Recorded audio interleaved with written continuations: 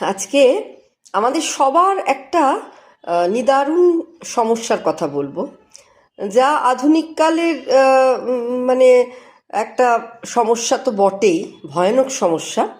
তবে তা শুধুই আধুনিককালের সমস্যা বললেও কম বলা হবে, কারণ এই যে সমস্যাটা, সেটা কি সেটা পরে বলছি। সেটা কিন্তু অতি সুপ্রাচীন আমাদের দেশে। কথায় বলে না, ব্যাধির চেয়ে আধি বড়। আধি মানে মনের সমস্যা। হ্যাঁ, মনের সমস্যা আজকে আমাদের সারা বিশ্ব জুড়ে তথা আমাদের দেশে আমাদের এমন একটা জায়গায় চলে যাচ্ছে দিন দিন।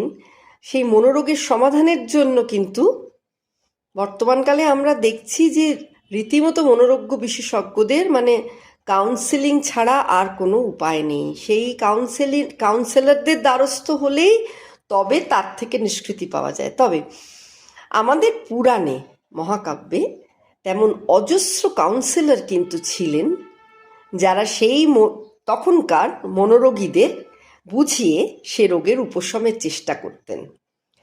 আসলে যুগ যুগ আগে থেকেই সাধু সন্তদের স্তোত্র মন্ত্রোচ্চারণায় সেই অভিনব কাউন্সেলিং পদ্ধতি ছিল একেবারে অন্য ধরনের।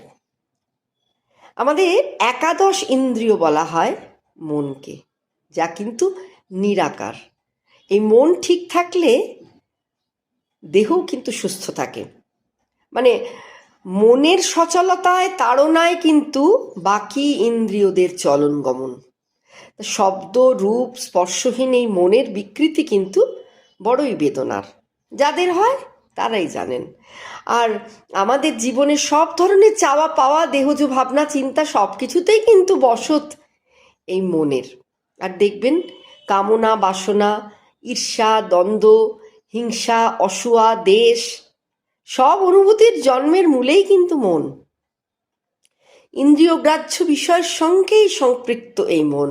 কোনো কিছু না পেলেই যেন মনোকষ্ট। তা সে এক ছাত্রের হাতে তার বাবা মা মোবাইল ফোন তুলে দিচ্ছে না, বা একটা সদ্য যৌবনপ্রাপ্ত ছাত্রের হাতে কেন বাবা মা দামি ক্যামেরা তুলে দিচ্ছে না, বা কেন মোটরসাইকেল তুলে দিচ্ছে না। আবার সে যখন যুবক বা যুবতী, তখন কিছুটা কাম তাড়নায়, তার যাকে চাই, ভালো লাগলো, তাকেই তার দরকার সেই মুহূর্তে, না পেলেই কিন্তু ক্রোধ। এই যে ব্যাপারটা, এই যে মনোকষ্টের মূলে কিন্তু